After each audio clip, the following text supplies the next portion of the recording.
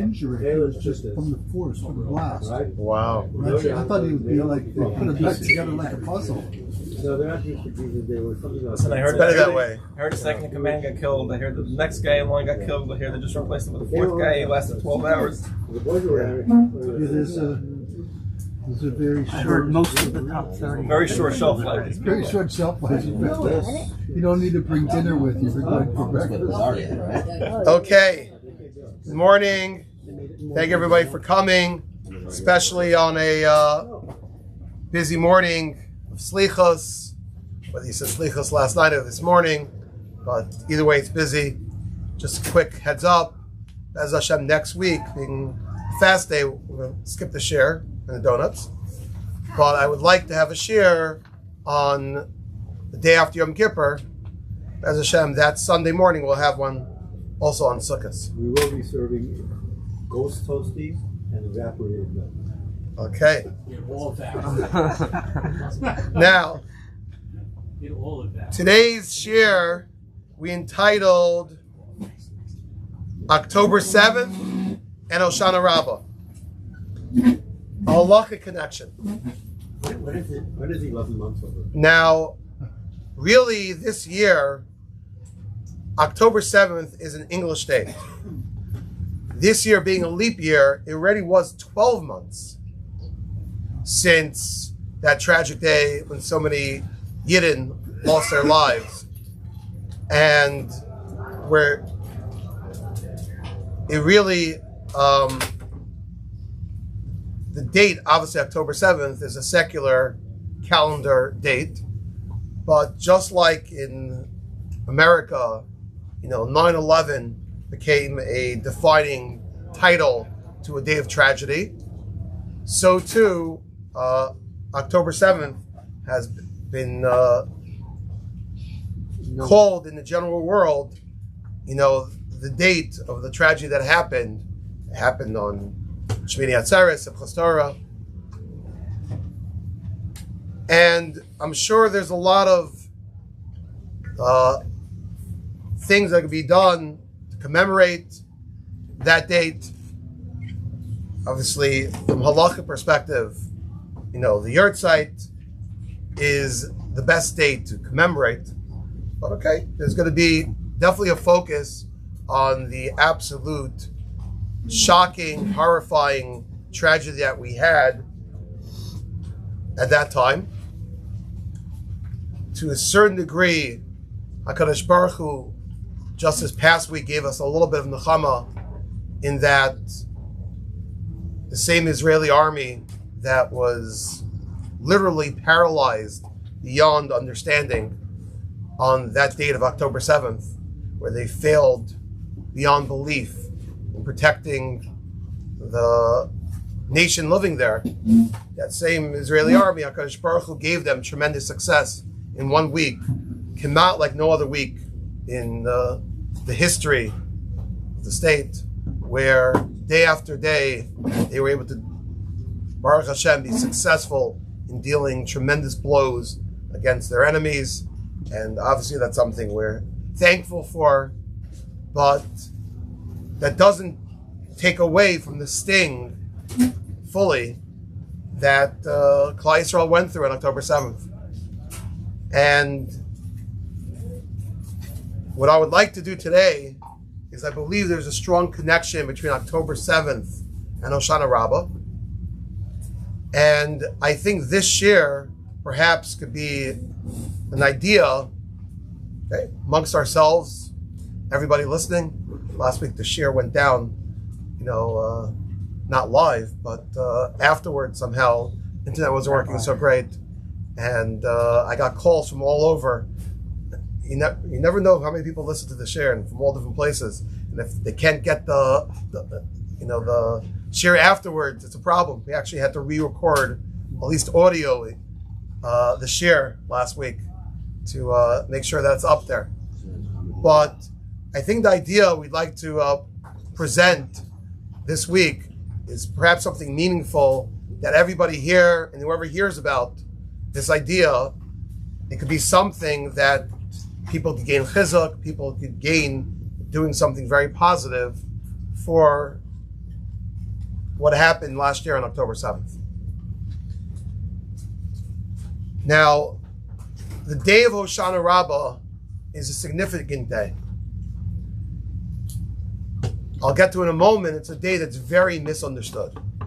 That's why to give a share b'inyan Hoshana Rabbah, I think, is an important thing unto itself, let alone the connection. But the first step, which we'll see soon in Halacha, is Hoshana Rabbah is considered the Gemar Chasima of the Din. Whatever was decided, we're coming soon to Rosh Hoshana, a judgment day. We hope to have a stay, to have an extension from that din, at least through Yom Kippur. But it's brought down, even the halacha, that the total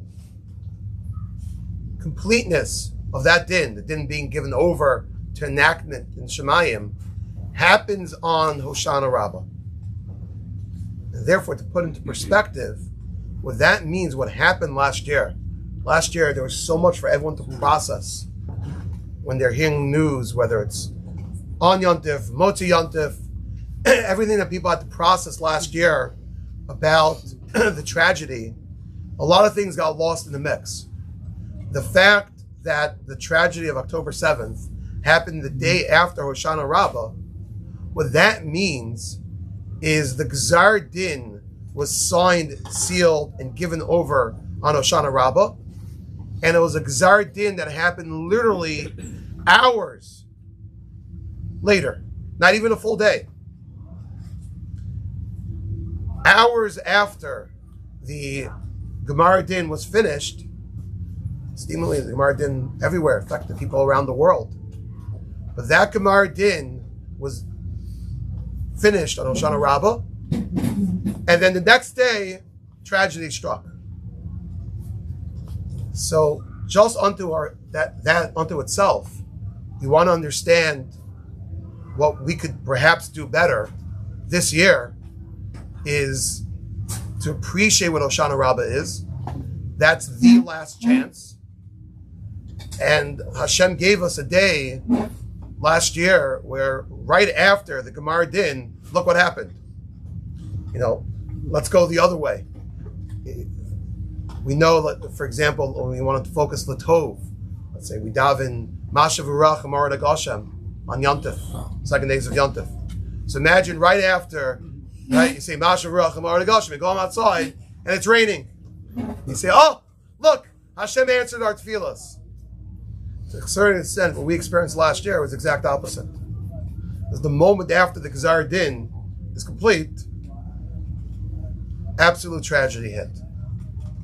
So the idea of learning about what Hoshana Rabbah is about, and Be'ez Hashem, hoping all of us that this year we should have the best din possible, the most Rahmanis, and to appreciate what the day of Hoshana Rabbah is. If we appreciate it better, to go about our business and do our part to help the Jewish world in general, what we do on Hoshana Rabbah could have a very big impact, hopefully on our own personal din, but who are din to Klal Yisrael.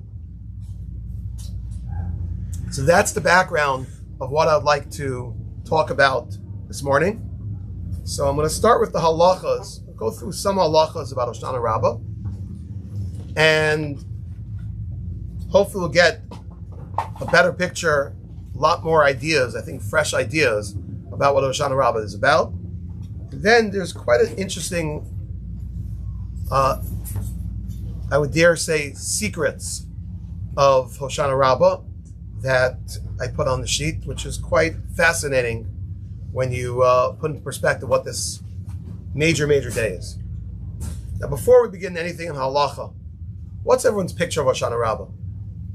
Well, it's coming on the heels of Chol Moed Sukkos. Okay, everyone knows you go to shul, it's a longer davening, so prepare for more time. You walk around with your Luv Esrog 7 times, and you have the Hoshana, you bang them. But for the most part, for most people, it feels just like another day of Chol Moed. It's Erev Yontif. And okay, Pesach has X amount of days of Chol Moed. And Sukkot has really an extra day. That's, I think, the perspective that many people have. But we'll see in a moment in Halacha, that's totally not the right perspective. So let's see. Shulchan Aruch, Orach Chaim, Siman Tafrei Samach Daled. Seder Yom Hoshana Rabba. Shulchan Aruch goes through 11 Seifim, many different nuances in Halacha. I want to get the big picture, but plus we'll get some interesting nuances. The Yom HaShvi, Shu Hoshana Rabba, on the 7th day, which is called Hoshana Rabba, No'agin Laharbos B'mizmarim Kamo B'Yontif. So the first halacha that Mechaber Beis Yosef writes is we say extra Mizmarim like Yontif.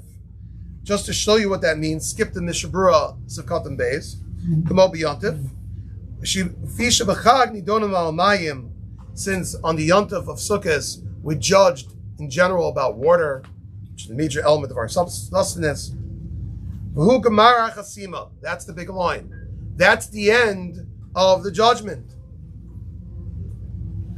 The chasima of the din is on Hoshana Rabbah.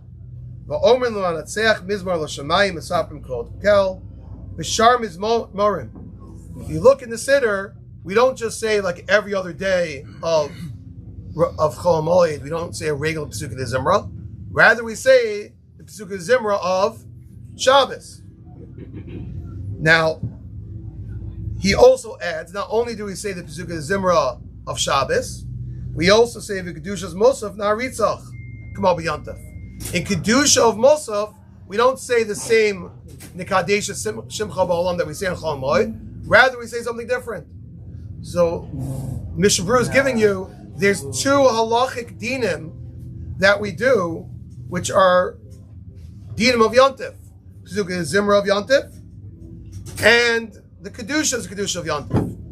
At the same time, the Ramah writes, Haga, Ve'nomim Nishmas. We don't say Nishmas. On Shabbos Yontif, when we say Pesukei de Zimra, we say Nishmas. When it comes to Hoshana Rabbah, we don't. And the Mishabura over there says, the Ein Omrim Nishmas, this is Mishabura Gimel, El Yishtabach, the Be'emes Hu Chol, because in truth, it's a weekday. So right here, reading the Mishabura, you see a contradiction. What is it? We do some things like a Yontif. We'll say Pesukei Zimra of Shabbos and Yontif. We'll say the Kedusha of Yontif. At the same time, we don't say Nishmas because it is a Chol day. I'll show you more. If you look further on top by the Ramah, V'omen Mizmor L'Soda, we say Mizmor L'Soda, the Korban Toda that we bring on every day of not Yontif. V'omrim Ein Kamocha Shema Yisrael. When it comes to taking out the Sefer Torah, on this, we go flip to the Yontif side. We make a whole big deal when we take out the Sefer Torah on Hoshana Rabbah, more than Chol Moed. We say In Kamocha, we say Shema Yisrael, right? We'll see that even the Nusach, a lot of times the Nusach of Yom Naraim. Kamo B'Yontif.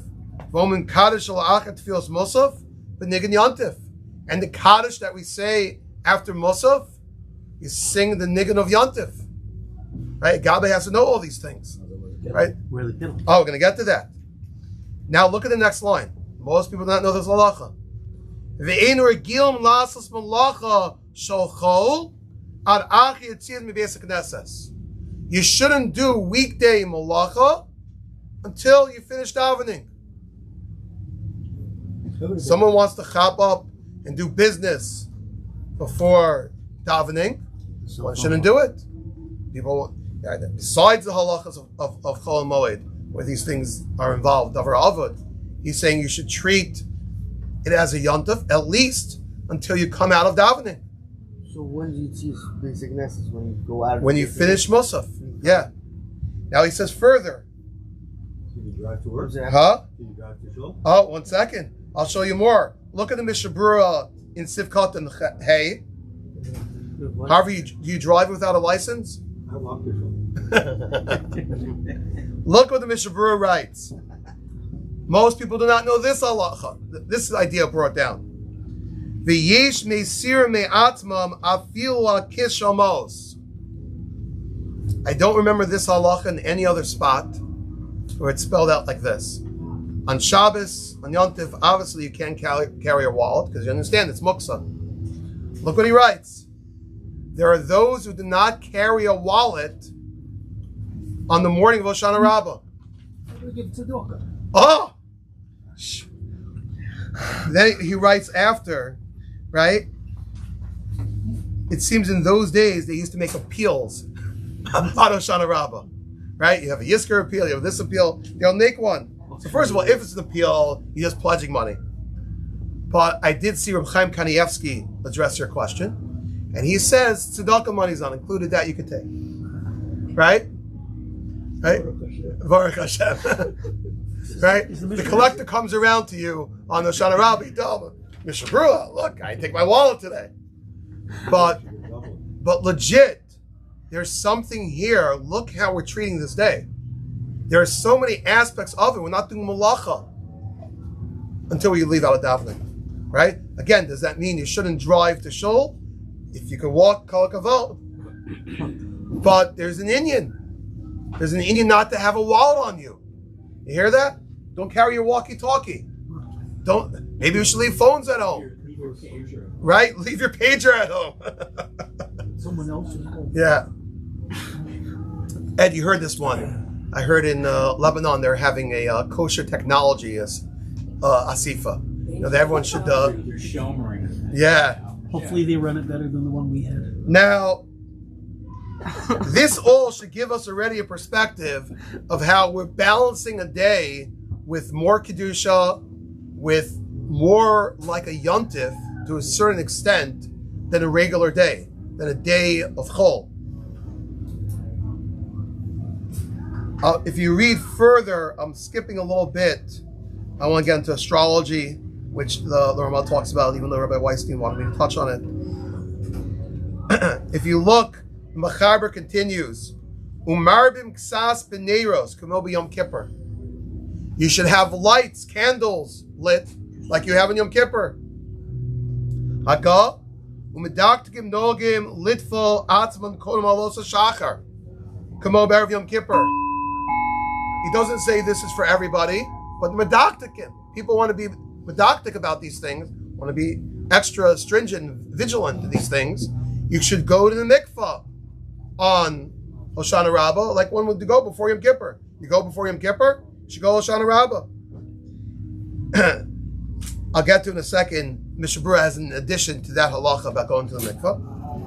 V'yesh nogim lilvosh hakittel kamo b'Yom Kippur. There are people that have the minhag to wear a kittel. Every person to wear a kittel on Hoshana Rabba, just like you do on Yom Kippur. Now wait, I'll show you what the Mishabura adds to that. Again, what's the reason to wear a kittel? What's the tam to wear a kittel on Hoshana Rabba? Sha'azu gemara chasima. Same idea we said before. This is the end of your judgment. So why am I wearing this white kittel to symbolize my tahara, my cleansingness? I'm free of sin. I'm white. You do that on Yom Kippur. So you want the same idea when it's the end of your judgment. The judge is passing it over to the court. You know, This is the final appeal. this is it. So you want to wear white, just like you do in Yom Kippur. However, the Chavetz Chaim writes, "Uvimedino seinu," and in our countries, Nagu Lilbo's big day Shabbos levad. You don't have to wear a kittel. You just have to wear your Shabbos clothes. Now, I think just wearing Shabbos clothes is a big chiddush for most people. People don't realize that. In general, we could talk about the halachas of Chol Hamoed, where there's an inyan for a person to wear big day Shabbos or something like that. But here, specifically for Hoshana Rabba, you don't have to go as far as wearing a kittel. That's not the minhag. But to wear Shabbos clothes. Shabbos clothes. That you should do. Not just a white shirt. Jacket, Huh? If you wear a gray suit, that's also okay. Right? Levad hashliach tzibur lovish hakittel. Besides the chazan wears the kittel. The chazan represents us. That works for all of us. But the chazan wears a kittel. Even that, they're different than hagim. I believe in the yeshiva, you don't need to put it on for Musaf, not for Shachris. Now, oh no, that doesn't work. Okay, good point. So far, hopefully, what we painted from these halachas are very interesting dichotomy. On the one day, is it a day of chol? Yes. You need to drive to shul. Could you drive to shul? Absolutely. Right? If for any reason, right, you're not going to drive without your wallet, without your ID, okay. But is there an inyan to treat this like a yontif? 100%. We'll treat it as a yontif of many of the things we do with davening. We'll say Sigla Zimra, we'll say Kedusha of yontif. We'll treat it chashiv with our clothing, with perhaps not doing malacha, perhaps not carrying our wallets. I'll get to that. What about the meals? I'll do that now. So I'll tell you personally, in my family's minhag, we have a festive yontif meal on Hoshana Rabba. There's I forgot how to say it in Yiddish, but my wife's grandmother, it's a Neumann, would say klop 3 times a year, and each time there's a minhag to have knedlach.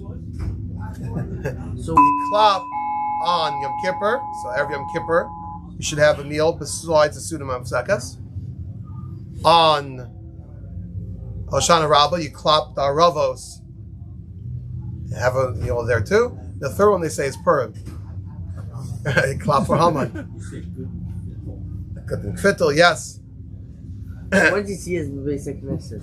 We said after exactly Musaf. like when's the time? After Musaf. I'll show you in a second. For you, it might be later. I'll show you what. So the idea of having a yontif dikam meal is a very nice idea. Again, it's not brought down here clearly la halacha, but there's definitely people that have such a minhag, and it's a nice thing to do. Also, an interesting cheshbon. People don't realize this. It's the last time you can make a leishav sukkah is the day of Hoshana Rabba. So all the more so, a person wants to chaparain, the mitzvah of sukkah comes Shmini Atzeres. Right, it is a little fascinating. We did give a share last year about Shmini Atzeres. Before October 7th. Rabba. But last year we talked about the importance of eating in a sukkah when one's able to on Shmini Atzeres. But even when one does eat in the sukkah, one does not make a leishev. The last time you can make a leishev a sukkah is on the day of Hoshana Rabba. So I think it is a very nice thing for people to take upon themselves to eat, make sure to eat a nice meal on Hoshana Rabba. This way you can make a leishev a sukkah. Yes. If you don't eat in the sukkah on Shmini Atzeres, maybe you should shut the tape for this, I don't know. Then you get to say the Yitzhak. No, we say it too. Everyone says it. You say on Hoshana Rabbah? No, Shmini Atzeres. On Shmini Atzeres. So I'm saying if you don't sit in the sukkah on Shmini Atzeres, on Hoshana Rabbah you say the Yitzhak. Oh, that's what you mean. No, I should say in Shmini Atzeres and go in.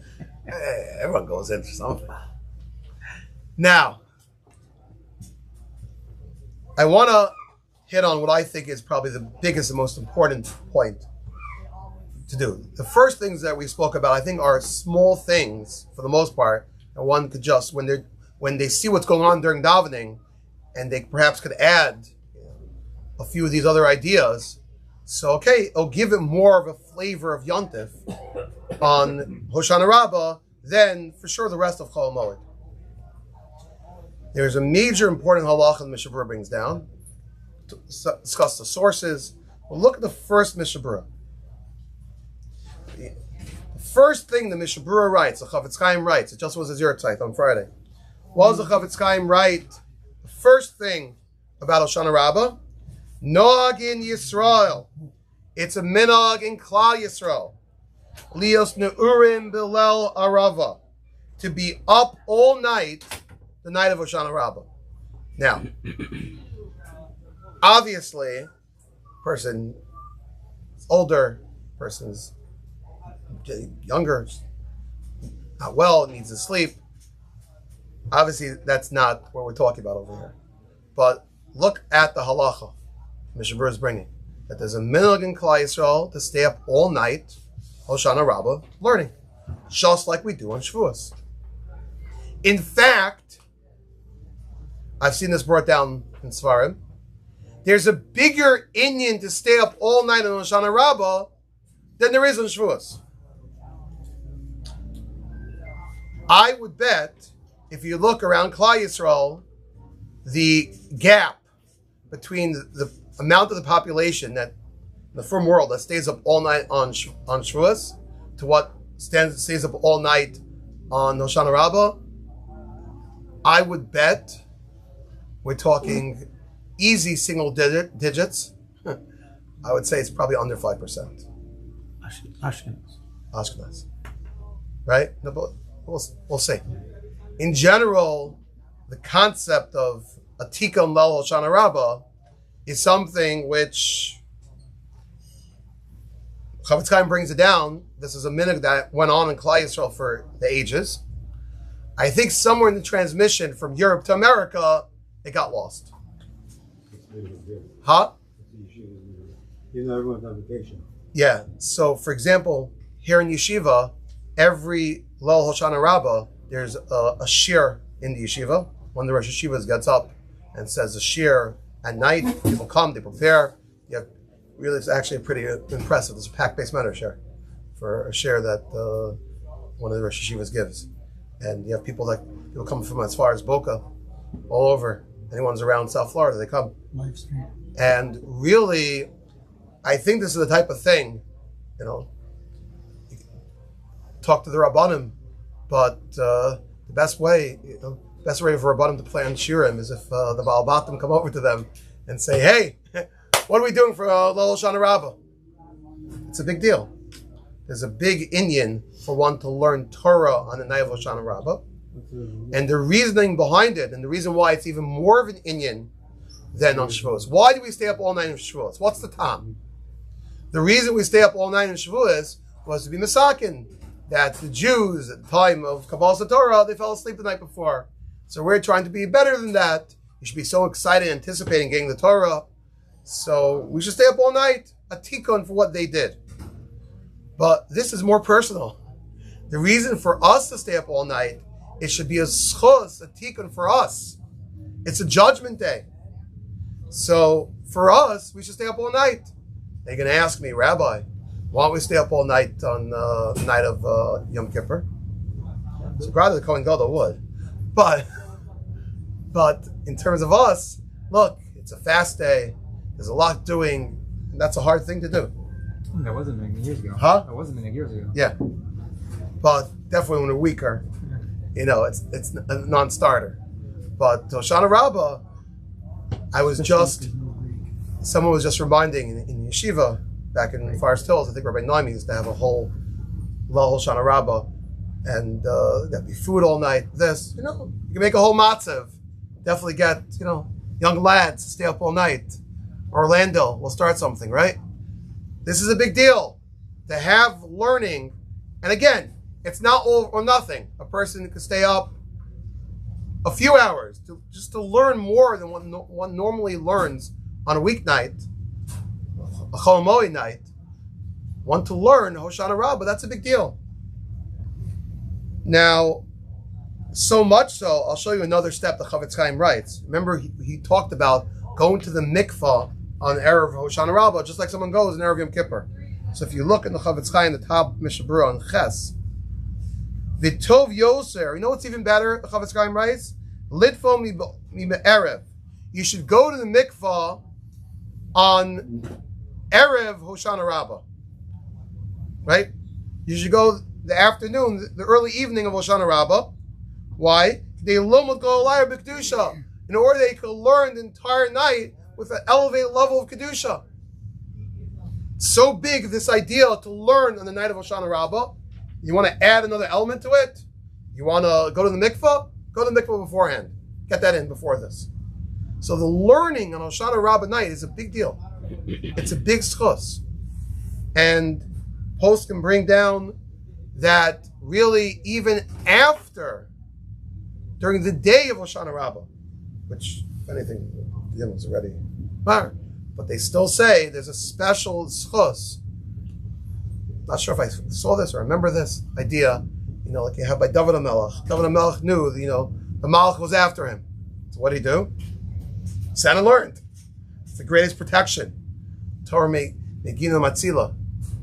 So that's the best idea. You want a protection, you want a schus, Limud Torah. So the day of Hoshana Rabbah is a fantastic, fantastic day for a person to learn. And to me, it's also ironic. What ends up happening, a lot of communities, it's a beautiful thing now, they'll have learning on Chol Moed, of an Avos Abanim program, in the morning of Chol Moed.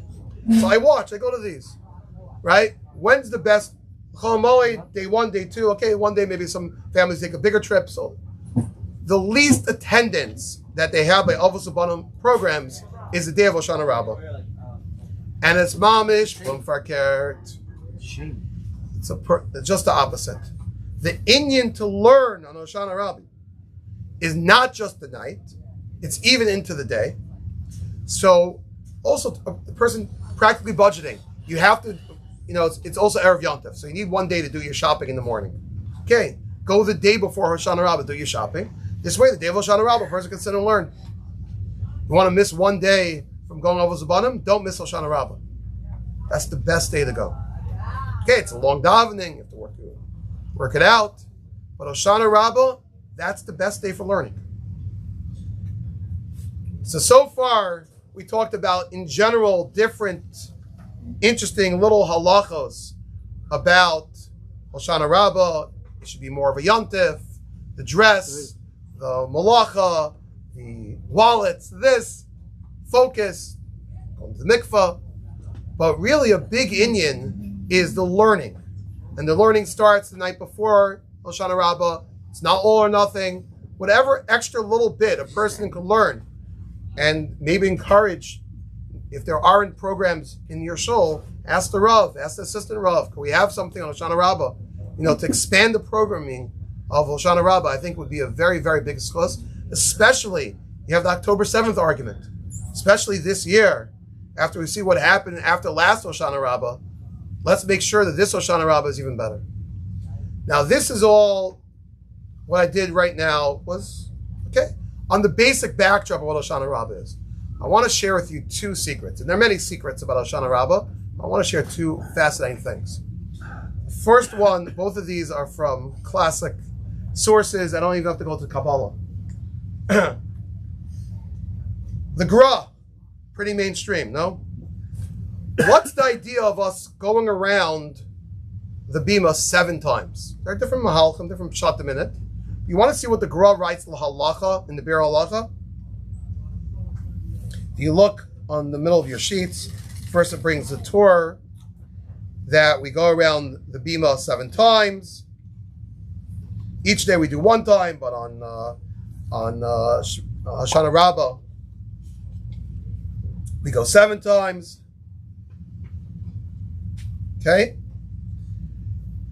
And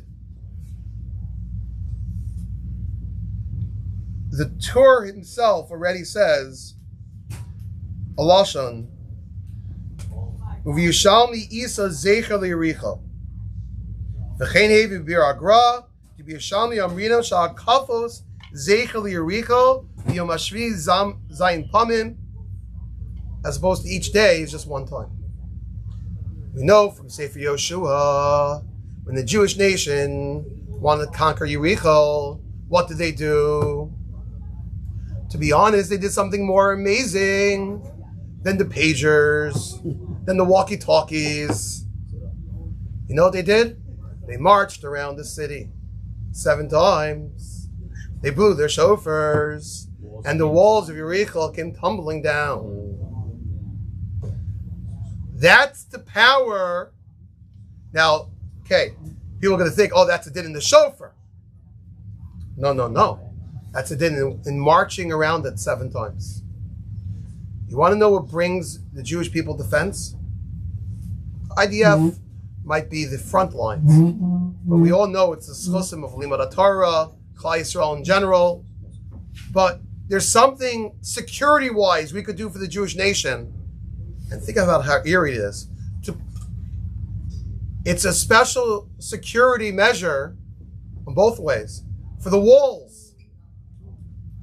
You know what made the walls tumbling down by Yericho? The Jewish people marching around 7 times. So perhaps the schus of our marching around 7 times, saying Hoshanos and Hoshana Rabba, that could be a big schus also the other way, to keep the walls up. To make sure that the Jewish people are protected. There's a special schus in going around 7 times on Hoshana Rabba. Not a small thing. 7 times around makes the walls crumbling down. That it's much less of a nace for it 7 times around to keep the walls up. That's one idea.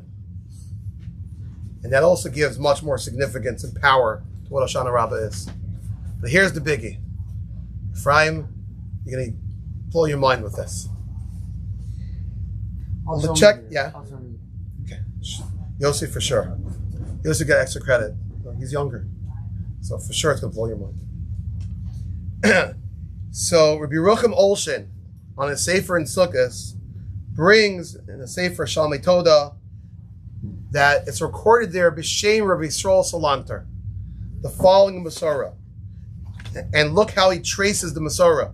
Rabbi Yisrael Salanter heard this from his Rebbe, B'Shem Rabba HaTzadik, Rabbi Zundel Misalant. Where did Rabbi Zundel Misalant hear this? B'Shem Rabbeinu Chaim Volozhin. He heard it from his Rebbe, from Chaim Volozhin. And who did he hear it from? B'Shem Rabbeinu HaGra, from his Rebbe, everyone's Rebbe, the Gra. She'ikar Milchemes Gog Umagog Tia Hoshana Rabba. The war of Gog Umagog, which we all know that's the last step before Mashiach. That scary ultimate Titans war, the war of Gog Umagog, the Masorah dating back to the Vilna Gaon, man to man, we have it from recorded, is on the day of Hoshana Rabbah, and it's even more than that. Bishalosh shows that the war should take place in 3 hours. In 3 hours. Is it in those 3 hours? Yes. Sha'az yeh ikra hakoshi, that's the main challenge, the struggle. Umishia az besukkah yinatzal. And there's some idea that whoever is in a sukkah will be saved. And this is what David HaMelech means in Tehillim. Kitzpneinu besukkah b'yom ra yastireni. We say in David, Mamash gives us the recipe of protection that Hashem is going to put us in a sukkah b'yom ra and we'll be saved. B'yom ra is Milchemes Gog. So that perspective, this idea, it's even brought down. One of the Hoshanas you say is Hoshana Shalosh Shals. Hoshana. Hoshana, save us for 3 hours. What in the world does it mean? Save us for 3 hours. It's a reference to this gra, this idea that Gog Magog is something on Hoshana Rabbah and something that takes place in 3 hours. So if Hoshana Rabbah is a day which is predicted, that's the day that the ultimate battle, the war of Gog and Magog, is going to fall. All the more so, that's a day we want to be on top of our game. That we should do everything right from the night of Hoshana Rabbah, whatever learning we could do, to the morning of Hoshana Rabbah, what davening means. You know, a person should make his plans ahead of time. What minyan you're going to daven by? What's the best place for a person to find the best tefillah, to go about their business, the business of Hoshana Rabbah, not their daily business, to treat it as a semi-yontif that it is, maybe even have a Suda. But hopefully the more of the schus that we have preparing for Hoshana Rabbah, for that end point in our judgment, that should be a schus for ourselves, for judgment, for the Jewish people, for protection, like in the times of Yericho, and protection from the war of Gog and Magog And with this, I would like to wish everybody a ksiva v'chasima tova, a good gebench shtur. Be'ez Hashem, looking forward to seeing everybody after the Gemara din of Yom Kippur as we prepare for the Yontif of Sukkos and everything that comes with it. Thank you very much. Shkoyach. Find your note here next week.